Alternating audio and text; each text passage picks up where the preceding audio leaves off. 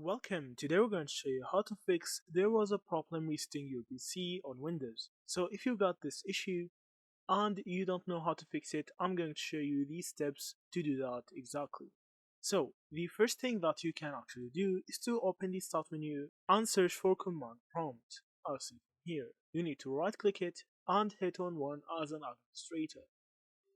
Hit on yes, and after that you need to write RE agent C, then space forward slash, and then you need to write enable. Hit on enter, and now if it tells you operation successful, you can now try to restart your PC and see if the recovery options is now working with you. So if this didn't actually fix your issue, you can try to go to the system options, and then you need to go to the recovery options. So from here you need to go to the advanced startup and then hit on restart. This will actually open the recovery mode on your PC after you restart. Also, there's a couple of other ways to enter the recovery mode, but this is the fastest way.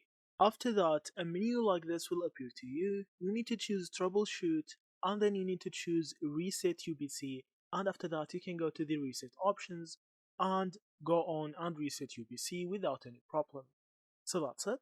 Thank you for watching and see you in the next videos.